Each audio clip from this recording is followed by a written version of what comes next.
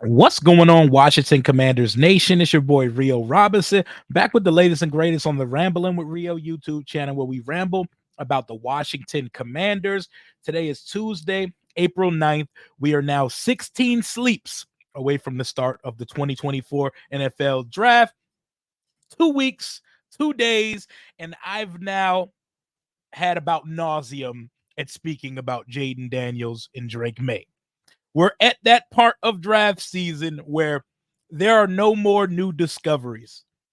There are no gas mask pictures, Laramie Tunzel style, to find out about these guys. We know every nook and cranny about Jaden Daniels and Drake May. So it's time to get creative when it comes to mock drafts. As a content creator, it's my job to not be so close minded to the fact that there are other ways that this draft could play out, ways that would make my stomach turn in real time, but things we must discuss about the 2024 NFL draft. Everybody's not going to get their way. And there are guys I have not put in a mock draft to the Washington Commanders yet. So it's time to play out some other scenarios for how Washington's draft plays out. Today, we go to the nightmare scenario in my eyes. Doesn't got to be your opinion, but my nightmare scenarios. How can we make the best of trading out of number two?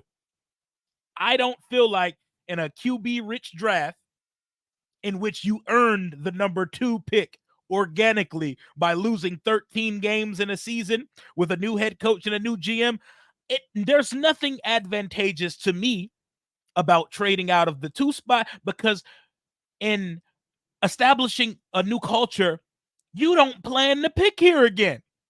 And if you do end up here, it'll be because of some drastic trade up where you had to push your cards all in the center of the table to get there. So instead of doing that, to avoid doing that, I feel like we should pick at number two. But it's time to hop into an alternate universe.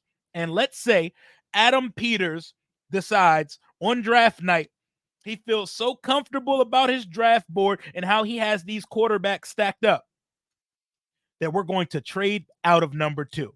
I'm doing two draft scenarios here for number two of them. I did one where we trade back, right up the street, couple picks back. And I got one where we jump back about double digits in the draft, but we pick up a larger haul. We get quarterbacks in both options. Let me know which one of these scenarios tickles your fancy a little better. So to start, the Washington Commanders have just traded the number two pick in the 2024 NFL Draft to, surpriser, the Arizona Cardinals. They are moving up from number 4 to number 2 to draft Marvin Harrison Jr. A little birdie called Monty Osafort in the Arizona Cardinals and said New England may not take a quarterback. They might take Marvin Harrison at 3 and figure out quarterback later. And that gave the heebie-jeebies to the Arizona Cardinals. And they said, okay, we're going to get a little bit aggressive. This is all we got. We're not going to offer any more. Final offer. We will give you number 4. We will give you our second first-round pick, which is number 27. And we'll give you a third in 2025. So to move back from 2 to 4, Arizona is offering number 27 as well and a third-round pick in 2025. And to that, I say you got yourself a goddamn deal, Mr. Ossenfort. I've seen your work.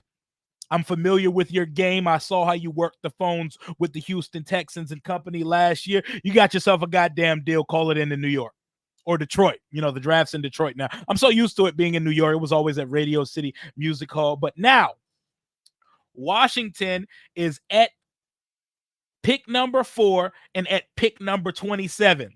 So now we get to kill two birds with one stone. You know how we've been saying we want to trade back into the first for a tackle? Well, we don't have to do that now. We still have both of our seconds, all 3 of our thirds, and we have the number 4 pick in the draft, meaning A guy we like is still on the board as we speak. And with the fourth pick in the 2024 NFL draft, our Washington Commanders select J.J. McCarthy, quarterback, Michigan. You know, it was time, guys. We have to have the conversation now because regardless of if we want to believe in it or not, Jonathan James McCarthy is being vetted by this team. And I could see Adam Peters having an affinity for one Jonathan James McCarthy. He is the ultimate game manager. He's a quick processor, and just like DJ Khaled, all he fucking does is win. His record going back to high school is 61-3. He's lost 3 games since his sophomore year in high school. 3, and they honestly should have went back to back or at least been in back-to-back championships. They got hoed in the TCU game the year before, but I know you see 22 touchdowns, 4 interceptions, 22 touchdowns, 5 interceptions. It's consistent. It's solid. It's steady Eddie. He was asked to do the least out of the big 3 to big 5 of the NFL draft. But what he has going for him, his processing skills. He does have a whip of an arm, despite the fact that Harbaugh and the Michigan Wolverines did not make him use it. He's not raw. He's only 21 years old. He just turned 21 years old in January. So he's going to be 21 for his entire rookie year. His rookie contract's going to finish. He's going to be 26 years old after 5 years. And guys like Penix, Nix, and Daniels are going to be pushing 30 after their first contract. Y'all keep telling me age is not a factor, so I'm just throwing this out there. I'm just throwing out the news. There is a world, a multiverse that exists where Adam Peters says, I'm drafting J.J. McCarthy. If we do somehow end up with J.J. McCarthy, it better be in some fashion like this. I just don't see J.J. McCarthy as second pick of the draft material. With the second overall pick, that's a guy who has unlimited ceiling. A guy you could see being one of the staples at the position in the league. But a couple picks back, add an extra first and a third in 2025, bring J.J. McCarthy's ass down at that point because you've done enough to sell me on the vision. And what it does tell me is that as an organization from top to bottom, y'all all agreed and shook hands and said, Jonathan James McCarthy is the quarterback of the future for our Washington Commanders. I know y'all are going to hate this mock. I know, but it has to be done. It has to be done, y'all. We can't just do things we're comfortable with all the time. We got to mix shit up sometime. We got to get freaky with it. But let's have fun with this one. You don't like this pick? I bet you I can make you like this mock draft because we're about to get real freaky. We about to start jumping up and down the board. We're about to start maneuvering. Franchise quarterback is in the fold. J.J. McCarthy is now a Commander. He's going to have to pick a new number because we just retired Sonny Jurgensen's number 9 last year. Welcome to the Washington Commanders. Well, guess what? We're now on the clock at number 27. So in 23 picks, we're back on the clock in the first round after the trade we completed with the Arizona Cardinals. But we're not sitting there because somebody is taking a free fall down the board in this mock draft. Somebody we know that's close to home. Somebody that fans were starting the infighting civil wars with during the season. You know, back when we weren't in quarterback territory, it was Olu versus Alt, the tackle conversation of who's going to get the stalwart of the decade. We heard all these things about how Olu may have the best feet. Olu may have the best pass setting, pass blocking skills of the last 10 to 12 years. He went to Gonzaga with Caleb Williams. And then all of a sudden, we get here a couple weeks before the draft. I don't even see Bama's picking him in the top 15. I see people picking him from 13 to 18 to 19. I seen him number 21 in somebody's mock draft. Well, guess what? We're at number 27. And we're watching the board as the teams play out. And I'm looking at a very specific pick. When you look at teams that are capable of trading back, I look for teams who aren't supposed to be picking where they're picking. And someone sticks out like a sore thumb. The Cincinnati Bengals are not supposed to be picking at number 18 in the draft. So here's the context in that. Joe Burrow was getting fucked up last year.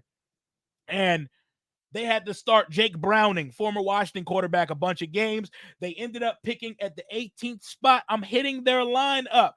Cincinnati, y'all don't need the 18th pick. Y'all should be picking where we're at number 27. So here's what I'm going to do. I'm going to give you 27, and I'm going to give you one of our third-round picks, the one we got for Sam Howell specifically, number 78.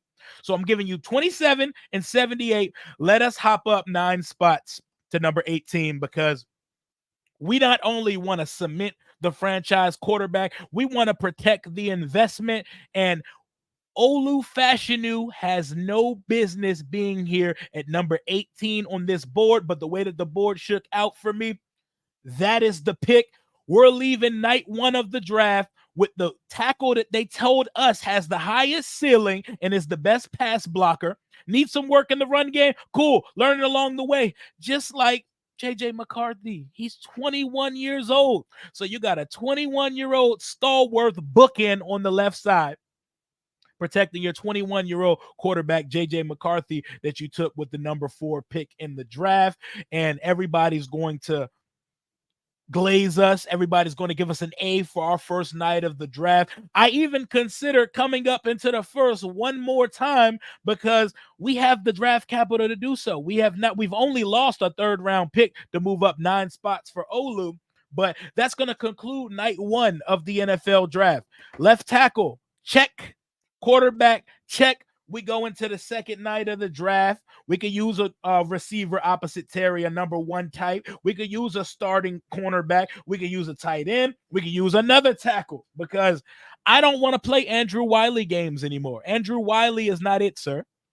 Andrew Wiley is not the answer, Sway.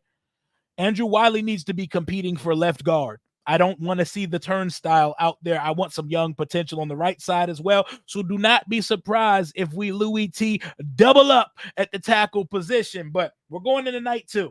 McCarthy in the tuck. Olu Fashanu in the tuck. 36. We're going wide receiver. We're going big body wide receiver. Something we haven't had here in quite some time. I mean a good one. I don't mean no Cam Sims type guy. I mean an actual dog, a player. You know, every year the draft process takes a height, weight, speed guy and says that he cannot separate because he's a bigger receiver or because he's not running a blazing 40. Well, I do not care. Give me this guy. He's a specimen. If you watch the NFL draft combine, nobody had a on-field better day than the guy that Washington is taking with the 36th pick. And with that pick, we are taking wide receiver Keon Coleman out of Florida State. That is a 6'4", 210-pound possession receiver. Some of the best hands in the draft. The boy's putting his mitts on everything. You want to see a clinic at the combine? They should show tape of Keon Coleman running the gauntlet drill every time you show it to a young prospect training for the draft. He runs in a straight line. He runs it faster than everybody else. The hands are the smoothest. He turns the corner so pure. That is how you run the gauntlet drill. Terry, speed demon on the outside opposite him. Big body possession receiver. We just drafted a quarterback. Quarterback got to have somebody on the field he could throw the fuck it balls to. He could throw the YOLO Eli Manning Super Bowl prayers to. But Keon Coleman is more than that. He can run a full route tree. He gets open across the middle of the field a lot, and that is aspects you need in an air raid offense.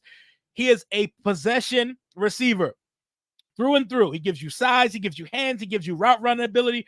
Do not care if he runs a 4.3, 4.4. We got a couple of those on the roster already. Jahan Dotson's fast enough. Put his ass in the slot. Terry is a 4.3 guy. Keon Coleman is football fast. I don't need a 6'4", 210 receiver running a 4.3 or a 4.4. 4.59, 4.6. That's good enough for me. The dude is a specimen. The dude is a baller. Went for 11 touchdowns this year. Big play potential. Bring his ass here to DC with the 36th pick. With the 40th pick of the 2024 NFL trade back mock draft, the Washington Commanders are adding to their secondary and they are taking TJ Tampa. We added a cornerback with some size. You know, Quinn loves his 6 foot plus cornerbacks. It's very conflicting whether guys think he's athletic enough. I think he's more than athletic enough, despite the fact that his relative athletic score in his combine, he didn't he didn't smoke it or blow it out the water by any means. But give me a corner to start on the outside and let Benjamin St. Juste and Forbes figure it out amongst themselves. Who's going to start opposite TJ Tampa and who's going to be in the slot. I've been told many times by Dallas fans, don't worry about the cornerback and safety position. Dan Quinn and Joe Witt are going to get them right and get them right immediately. Like, it's going to be a day and night change as soon as they hit the field. It's nothing we need to worry about. So I have full confidence that they could develop whoever we put at the cornerback position. But give me a dog. TJ Tampa falls to number 40. He becomes a Washington Commander, moving us on to the third round of the NFL draft. But in summary, so far, we took JJ McCarthy at number 4. We traded up from 27 to 18 with the other pick we got from Arizona. We got Olu Fashanu at number 18. We took wide receiver Keon Coleman out of Florida State at 36, and we took cornerback TJ Tampa at number 40, taking us to number 67 in our first pick in the third round of my mock draft. The Washington Commanders select tight end Jatavion Sanders, Texas. I don't even need to go into big detail about this. I done picked this man just in about just every mock that I've done so far. He's clearly the tight end 2 in this draft, and I will go bold enough to say I think he's going to be a better tight end at the next level than Brock Bowers is, because I think Brock Bowers' size profile, teams are going to be confused how to use him. They're going to try a lot of tweener shit. We're going to put JT Sanders as our dynamic co-number 1 tight end with Zach Ertz. He's going to get taught up by his Jedi trainer, Zach Ertz, and he's going to take over the league going forward in year 2 and beyond. He may get Ertz up out of here in year 1. Absolute dog. He does it all. You can stretch the field with him. He is the dynamic tight end Washington fans have been waiting for years. At number 67, we're taking Jatavion Sanders. Pop on the highlight reel. He flashes every time. That Texas offense was crazy explosive with Adonai Mitchell, Xavier Worthy, and Jatavion Sanders. They got some dogs there. Quinn Ewers was very blessed in Texas. And we're just doing a 3-round mock. We're doing 2 of them. So my final pick of this 3-round trade back mock, our number 100 pick, because we traded 78. We traded our other 3rd round pick to move back up for Olu Fashanu in the 1st round. We're going to double up at the tackle position now. We're going to go to the Ivy League for this one. We're drafting Kieran Amagaji, tackle out of Yale. And we're going to give him every opportunity possible to be the starting right tackle on this team. So Olu on one side, Amagaji on the other, because I have no confidence in Andrew Wiley protecting my investment. I'm going to fear for the young quarterback's life every time he takes a fucking drop back. If Andrew Wiley is the starting right tackle, he needs to be in competition with Nick Allegretti for the left guard job. Point blank, period. So in summary, my first 3-round trade back mock, Washington traded back from number 2. We received number 4, number 27, and a 3rd rounder in 2025 to move back. And we took JJ McCarthy at number 4. We then flipped one of our 3rd round picks, number 78, and the 27th pick we just got from Arizona to move up to 18, because for whatever fucking reason, Olu Fashanu was sitting there and Cincinnati was down to trade back to where they probably should have been picking anyway if Joe Burrow was never hurt. So McCarthy and Fashanu, round 1. Round 2, Keon Coleman, wide receiver, big body demon out of Florida State. TJ Tampa, cornerback. Round 3, Jatavion Sanders and tackle Kieran Amagaji. That is our first mock draft. And I'm going to quickly summarize another mock draft I did, because there's one guy I have not mocked to us one time or even discussed, because he's the one guy. I'm not a scout. I'm not in anybody's front office at all. Like, I'm nobody, to be perfectly honest. But there is one player that I've said very early before the college football season ended that I would have no interest in him being on my draft board. Like, he's undraftable to me. Don't even consider it. And it's time that we have that discussion as well. Because if we can mock McCarthy here, we got to at least have the conversation about this specific guy. And in my second trade back mock, it's time to have that conversation. Come on down, Mr. Michael Penix Jr. of the Washington Huskies. Come on down. We're going to do another trade back mock, and we're going to see how this one plays out. We're trading back a little farther than the first time. We're trading back we're trading back 9 spots, actually, because there's a team that has already let it be known that they are trying to move up on draft night. And that team is the Minnesota Vikings. They made a big trade with Houston to acquire a second first-round pick. So for the second trade back, we're doing the double dip thing again, where we're getting 2 first-rounders for trading out of number 2. And it makes more sense in this one because you're moving back from number 2 all the way down to number 11. So in this trade back scenario, Washington has received pick number 11, pick number 23, and next year's first from Minnesota. So Washington has received pick number 11 in this draft, pick number 23 in this draft, and their first next year. So you can call that you can call it a pick swap in 2 firsts, or you can call that 3 first rounders for the Vikings to move up for their guy. They moved up to number 2, and they took Drake May at number 2, which takes us to pick number 11. With the 11th pick in the 2024 Rio Robinson mock draft, the Washington Commanders are not taking Michael Penix yet. We're taking the next best tackle on the board, on Adam Peters' board. For whatever reason it is Talisa Fuanga out of Oregon State. They feel like he has the versatility to play left or right tackle, and the draft process has blessed Troy Fautanu and Talisa Fuaga because they've both Hop Olu Fashanu on a lot of people's board. So with the 11th pick, we went with Talisa Fuaga. The 23rd pick, now we're taking a chance on Michael Penix Jr., the lefty who's went absolutely nuts in Washington the last couple years. He's had probably the best receiving core in the nation, if not the best, the number 2 one behind LSU with McMillan, Polk, and Rome Odunze. But we know the story with Michael Penix. He's a silky smooth thrower. He's a real ass nigga, first of all. Big do-rag energy. And we know the red flag. He played in college for 1,000 years, and he had 4 season-ending injuries in college. He tore his same knee up, ACL, twice. He tore his same shoulder up a couple times. 4 season-ending injuries takes a guy off my board immediately.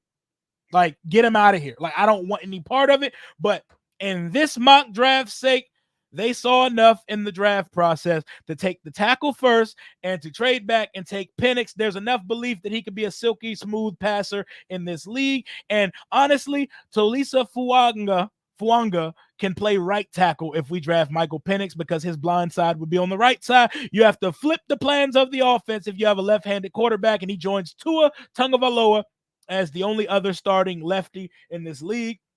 As you can hear it, I am not interested in this. I'm not interested in us doing this. This feels so forced, but I have to play out all options because Adam Peters don't give a fuck what I think, what you think, so what anybody thinks about how he should build his franchise. He's going to do it however he sees fit. We done mocked JJ. We done mocked Jaden and Drake May ad nauseum. We know everything about those two. It's time to see other options. We've even flirted with the idea of us trading the number 1 to get Caleb Williams. So today, in the first mock, we went with JJ McCarthy. And in the second one, we went with Michael Penix. I'm going to just give you a quick rundown of how the rest of the draft played out. We took Xavier Legette at number 36, wide receiver out of South Carolina. Safety, Tyler Nubin, starting free safety out of Minnesota, absolute ball hawk. Trevin Wallace, linebacker, Kentucky. Mike Sanderstill, cornerback, Michigan. And tight end, Cade Stover out of Ohio State. So we went Talisa Fuanga, Michael Penix Jr., Xavier Legette, Tyler Nubin, Trevin Wallace, Cade Stover, and Mike Sanderstill with this draft. Does that compare to the first draft? Y'all let me know which draft you thought was better. Obviously, I see no real reason why Washington would even accept people's phone calls to trade back from number 2. Just take your quarterback and go from there. But I at least put the situations out there and tried to be as open-minded as possible. We took JJ with the first one, and we took Penix with the second one. Out of these two choices, easily give me JJ McCarthy and Olu Fashanu. Easy. And put his ass in the starting lineup immediately. And let's see what he's made of. Because if you take JJ McCarthy that high, you better prove me right. You better sell me on that shit, because I'm giving you the benefit of the doubt, Adam Peters. You got us until you don't. So if he's the best guy for the job, fuck it, let's roll. I'll be showing up to camp in JJ McCarthy shirts. Whoever we draft, I'm going to support, because I would rather the team be right than to prove me right. Fuck my opinions. I'm not out here wishing my team did not succeed just so my opinion can come to fruition. Hell no. I want to see this team be good. I've watched this team be a 12-pack of ass for the majority of my adult life and my kid life, my teenage life. Ever since I done started watching this team in 1999 when I was 8 years old and I could finally understand the sport because I'd been playing it for 3 years. We've been ass for 95% of my life. This is the first offseason I've seen this team move like an actual business in my entire life. So whatever they end up doing, I'm cool with it. And as fans, we need to open our minds up to whatever Adam Peters sees fit as the way to start his new regime here in D.C. If that's Penix in a trade back, if that's J.J. McCarthy in a trade back, fuck it, let's roll. We're 16 days away from the NFL draft, baby. We got to mix up the content. As a content creator, I ain't going to cheat y'all and just give y'all what I feel all the time. I got to go against the grain. And I've seen Penix's name and McCarthy's name in the comments. So for those people asking for that, here you go. Let me know about the objectivity of it. Let me know which draft you like better. That's all I got for right now. Until next time, hail to the Washington Commanders. We are 16 sleeps away from getting us a franchise quarterback. Rio, out.